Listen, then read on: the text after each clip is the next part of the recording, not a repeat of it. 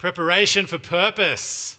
It's an exciting one today, and I hope you're ready because it involves you. It's about you, which every message is about you. But today we're talking about a man who, from his birth, people were trying to kill him. And he escaped and ended up living in a palace in royalty, and things changed, and he ended up living in the desert. And then life turned again, and he ended up leading a nation. He's a remarkable man, and it's a remarkable story. His name is Moses. And if you're not familiar with this character called Moses, he was born in Egypt to a Hebrew family. And at that time, the Pharaoh, the king of Egypt, had declared a decree that all new babies, male babies born, were to be killed. And so his mother naturally tried to protect him, but she could only protect him for so long. So she put him in a basket and sent him down the river. That basket landed in the hands of Pharaoh's daughter, who raised that child like her own. And Moses grew up living in royalty, privileged, education. He was put in position, had anything he could ever imagine living in royalty. Then things changed very quickly. He was at the age of 40 and he decided to go and explore and see what was going outside. And what he witnessed really troubled him. He witnessed the Hebrew people, the way that they were treated by the Egyptian slave masters. And he had an impulsive reaction and killed an Egyptian guard. And then he freaked out with fear and he fled into the wilderness. He fled into the desert. There he met a lady, got married, and spent the next 40 years of his life being a shepherd, wandering around the desert, looking after sheep. So this is where we get to in the story. So we're looking at Exodus chapter 3. So I'll start to read for us from verse 1. Now Moses was tending the flock of Jethro, his father-in-law, the priest of Midian. And he led the flock to the far side of the wilderness and came to Horeb, the mountain of God. There the angel of the Lord appeared to him in flames of fire from within a bush. Moses saw that the bush was on fire. It didn't burn up. So Moses thought, I will go over and see this strange sight, why the bush does not burn up. When the Lord saw that he had gone over to look, God called to him from within the bush, Moses, Moses. Now, if someone calls your name twice, they're really trying to get your attention, right? If God calls your name twice, be sure that he's got something in store for you. Moses replied to God and said, Here I am. Do not come any closer, God said. Take off your sandals, for the place where you are standing is holy ground. Then he said, I am the God of your father, the God of Abraham, the God of Isaac, and the God of Jacob. At this, Moses hid his face because he was afraid to look at God. Now, at this point in the story of Moses' life, it's not really looking like purpose, right? It's more looking like a setback, a depromotion. You know, he's gone from the palace to the desert. He's gone from prince to shepherd. It's not really looking good, right? The setback might be the place for preparation. So, I'm going to bring up a picture.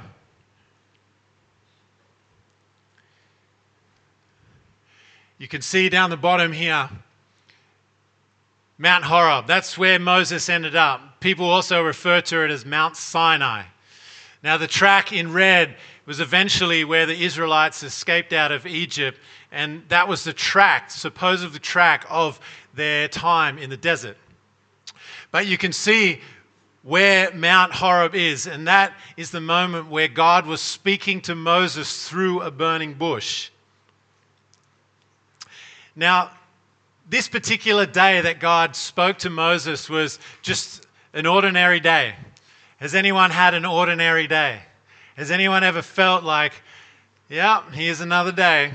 Just going to work, eat some food, watch some Netflix, go to bed, right? I'm sure all of us have felt this feeling of just an ordinary day. So Moses, picture what he's probably doing. It's definitely another day.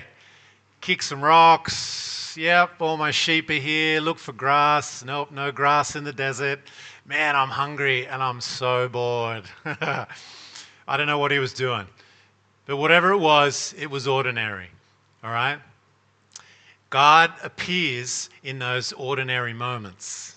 It's just another day. Or how about, have you ever felt like you're in a season where you just, this doesn't make sense. Why am I here? Why is this going on for so long? Things might feel slow. Hey, I really thought I'd be further ahead by now. Maybe you've felt like what you're doing doesn't really have any significance or any meaning. It's just mundane. It's like, why? I don't know if you've ever been there. What if the season that you're questioning is actually the season God is using for your preparation? What if your time here in Phuket is not random? It's not by chance, it's not by mistake. What if your time here in Phuket is a time of preparation? You thought you were coming here for sunny beaches and cold coconuts. You thought you were coming here to train Muay Thai. You thought you were coming here just for a quick job in transition to move somewhere else. Maybe you thought you were coming here for long-time work. Whatever the reason, maybe God has you here for a reason, which is preparation for something more. Preparation for purpose. Maybe you've been in a season where you've been waiting for something. You've been asking and praying to God for whatever it is. And you haven't seen breakthrough. You haven't seen an answer. You haven't heard a response from the Lord. You're in God's waiting room. Now, in God's waiting room is a little bit uncomfortable. It's awkward. It's frustrating because our human nature is like, I want it now, Lord. Answer me now, right? I want the result now. I want to see the fruit now. King David had to wait 10 years before he was put on the throne.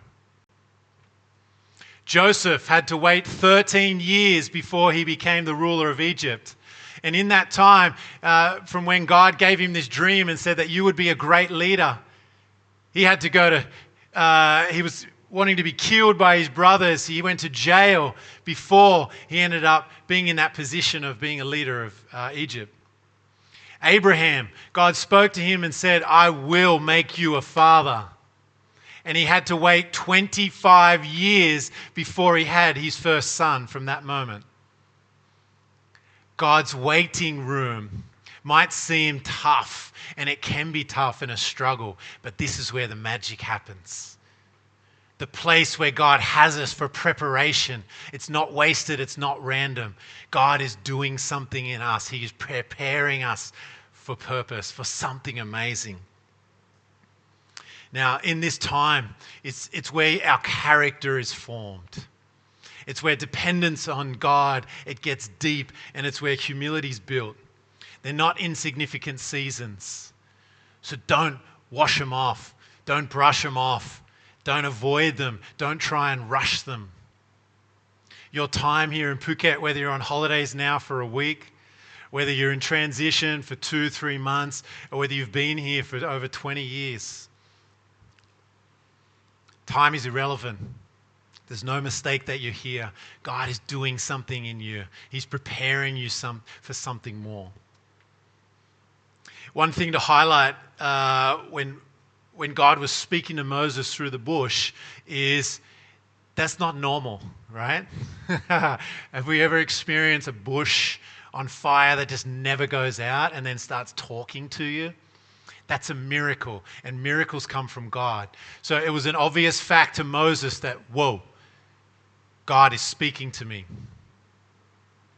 God is speaking to me. The other thing is that God mentioned him by name. Moses, Moses. The Father knows his child. It wasn't a mistake. He wasn't just talking, hello, anyone out there? No, he was speaking to Moses. He knew exactly who he was speaking to. I have called you by name. You are mine, says the Lord in Isaiah. If God speaks to you, it's no mistake. And what he says to you is no mistake. Let's continue in verse 7. The Lord said, I have indeed seen the misery of my people in Egypt. I have heard them crying out because of their slave drivers, and I am concerned about their suffering. So I have come down to rescue them from the hand of the Egyptians and to bring them up out to that land into a good and spacious land, a land flowing with milk and honey, the home of the Canaanites, Hittites, Amorites, Perizzites, Hivites, and Jebusites. And now the cry of the Israelites has reached me, and I have seen the way the Egyptians are oppressing them. So now, go. I am sending you to Pharaoh to bring my people, the Israelites, out of Egypt. This verse 10 is the call that God has put on Moses' life. Now, if you received a call from God like that, big, how are you going to respond? How do you think Moses responded? Yes, finally. Thanks, Lord. I've been waiting for this. What, you want me to go down there and speak to the king and say, hey, yeah, you know, all those guys that are helping build your kingdom, yeah, can I just take them out of there? Nah, that is not going to be an easy thing. You're probably not going to jump out of your socks with joy and excitement and be like, yeah, come on, I'll do that. Moses' response is pretty normal, all right? Now we see his response in verse 11. It's a response of resistance. But Moses said to God, who am I that I should go to Pharaoh and bring the Israelites out of Egypt?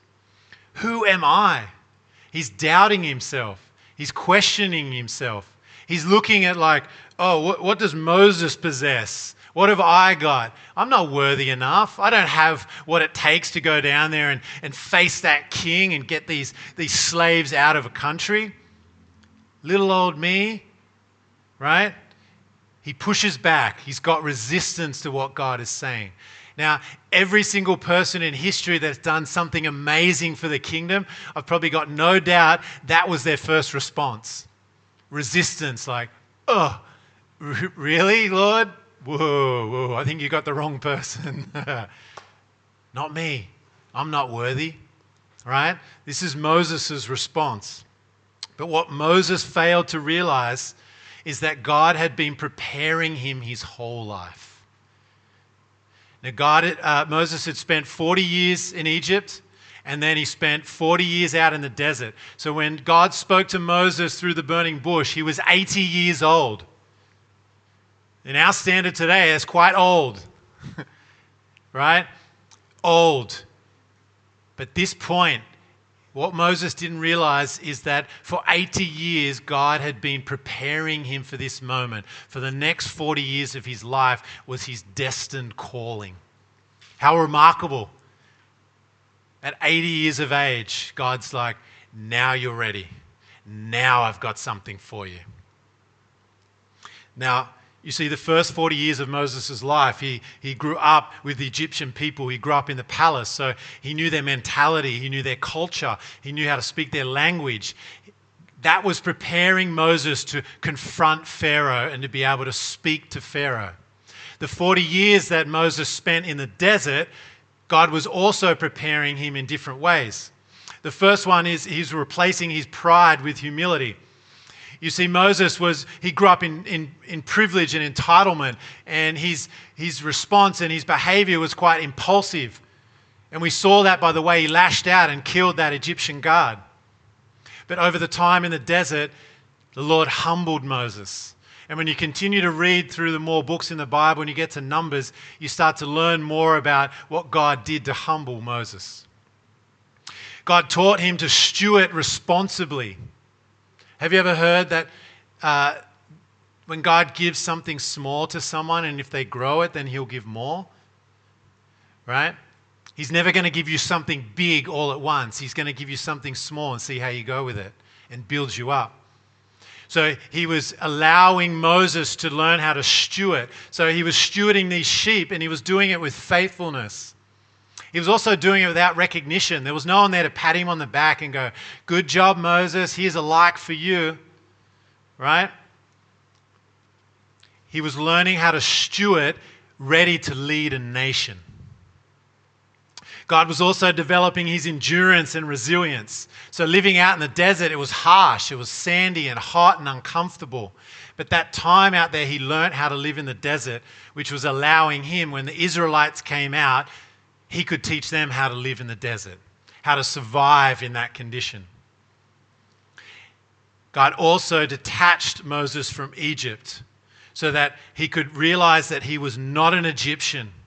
That's not who his identity was. His identity was something else. He was a child of God. The wilderness wasn't random. It was positioning. Horeb, the mountain, that moment with the bush was not accidental. It was appointed and it was divine. And the journey wasn't wasted. 40 years in the desert sounds pretty rough, right? For some of you, that's double your life right now. But 40 years was not wasted. God was preparing Moses for purpose. God knows exactly where you are. God knows the slow seasons. He knows the tough seasons. He knows your angst. He knows your struggle, your stress, your anxiety. He knows where you're at. He's not wasting this season, church. He's using it and he's preparing you for something great. So, God gave Moses this calling.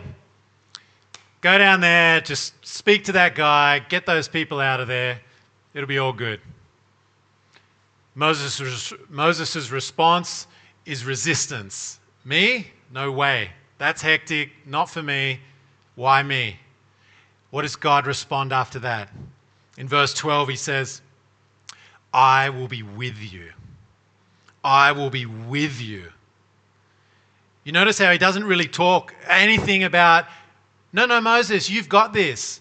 You've actually, because, you've got this and this and this and this and this. It's like building Moses up that way. No. What does he say?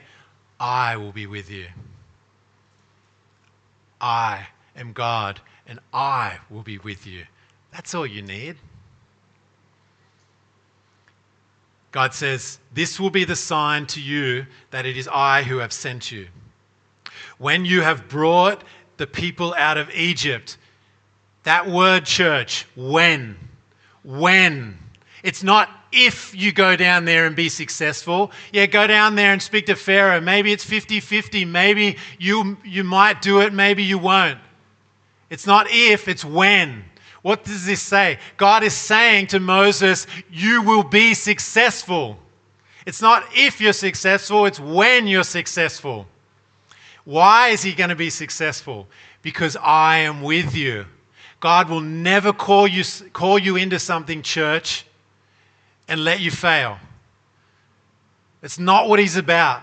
God calls us into the things to see success in our life. It's not if it'll happen, it's when it'll happen. And when you come out, and when you've brought the people out of Egypt, you will worship God on this mountain. We're going to have a party. We're going to worship. You're going to come here and you're going to see me in my glory. You're going to know it all. Not if it'll happen, but when. What Moses didn't realize at that time was that God had been preparing him his whole life for this calling. And yeah, it's huge. It was a huge undertaking, for sure. But it was successful because God made it happen. God was with him. God says, I will be with you. God doesn't explain everything. He doesn't always give us the blueprint and show, yeah, that's going to happen, then you're going to go there and speak to that person and da-da-da-da-da-da, right? He just says, I'll be with you. I'll show you when we get there. When we get to that time, I'll show you what we'll do.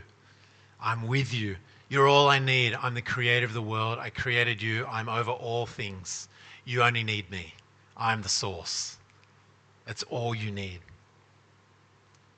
God doesn't build our confidence in ourselves. He builds our confidence in Him. That is refreshing because I'm a weak man. I'm a human, right? I need God. And it's so good that it doesn't matter about me because it comes from Him, His strength. He is the source. He is the source.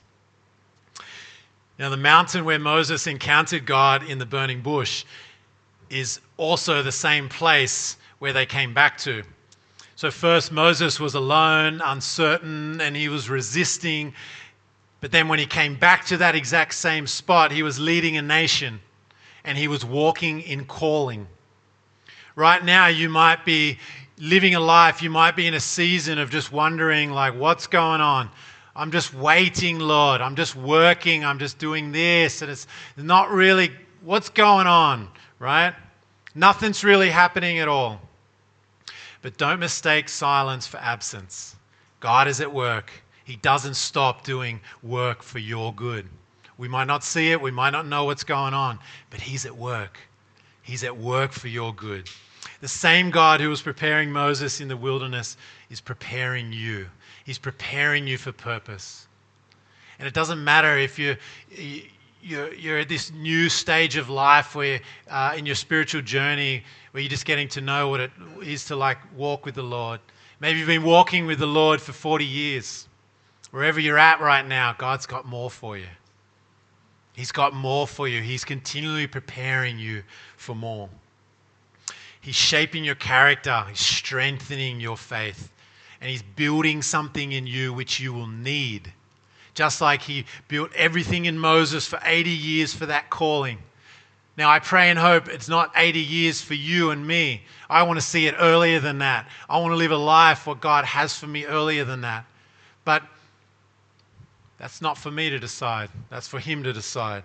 But whatever it is, whatever you're doing is not wasted. It's not random. Your time here in Phuket, or whatever you're doing, is not wasted. It's not a mistake and it's not random. He is preparing you for something awesome. He is preparing you for purpose.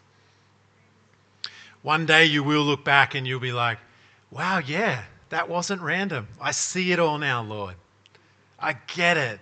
I get why you put me in that neighborhood. I get why you connected me with the Seed Church. I get why you put me in that job with those circle of friends, why you sent me to that gym. Whatever it is, you'll see that it was no mistake and it wasn't random.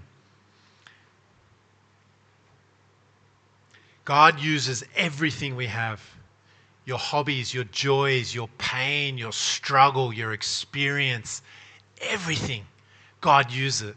And that's my personal testimony because I can clearly see every single thing in my life, whether it's a job, a skill, a connection, an experience. He's using that now. He's allowing me to use that with this purpose that He has for my life right now. It's awesome. What's also awesome is that it's not just for our own good. It's not just for us. The life that you will live, and when you're living out your purpose, will be a blessing to others. Your life will have impact on someone else. And that should excite you. That should get you frothed. Yes, I'm ready, Lord. I want to see happiness in people. I want people to know what I know. I want this joy, this everlasting joy and strength and peace that I have from you, that I want other people to feel that and know that. In Philippians 1:6 it says, "He who began a good work in you will carry it on to completion until the day of Christ Jesus." I will be with you, the Lord says. God has already started something in your church. The moment you were born, He chose you and He started something in you. Right now, here in Phuket, He's still doing something in you. He's preparing you for something. And I'm so excited to know what that is. When one day you'll come back here and you'll stand here and you'll share a testimony and you'll be like, you're not going to believe what happened. Yes. So when you're in your quiet time, when you're wherever you're finding your space with the Lord and you're meditating on His Word and you're there, I want to encourage you to ask a question. What is God preparing in me now? What is God preparing in me now? Because it takes the focus away from like, why is this happening? To why are you doing it? What are you preparing? It takes you from this negative thought to seeing it a positive thing. All right, Lord, what are you doing in me? Because we've already learned that He is doing something, so it shouldn't come to us as a shock anymore. So we should be like, all right, Lord, all right, I don't get it. It's strange, it's weird, it's struggle, whatever's going on. But I know you're doing something in me. I know you're stirring something in me. You're preparing me for a purpose. And just like God gave Moses a promise, God has spoken things over your life too. If you're in the middle of the wilderness, stand firm. Because God has made a promise that He will be with you. And when God makes a promise, it doesn't change. He can't lie. God cannot lie. God has put things over your life and He's promised that He will be there with you. And it's not if it'll happen, it's when it'll happen. There is already success that's in the plan for the things that God has called you to. If you want to see success in your life, follow God's plan. Because it's already written in the DNA of the plan is success. Not if it'll happen, but when it'll happen. Hebrews 10:23 says, He who promised is faithful. He who promised is faithful. Remember, it's not your strength. It's His faithfulness. It's His goodness. He is the source. That is all you need, church. The promise still stands. The process is still working. God is preparing you for purpose. God is preparing you for something great. Bless you guys. I hope you're encouraged. Whatever you're going through, I feel you. God is with you. He is faithfulness. He is faithful.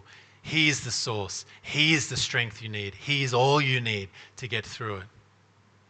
And if you ever need a reminder, go to His Word. His Word is full of promises. Full of promises.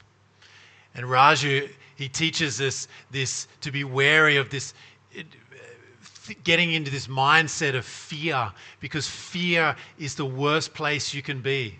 It is fear that sent Moses away. Do you know in the Bible, fear shows up 365 times? It's like God has told us for once a day to remind us, do not fear. Do not fear. I am with you.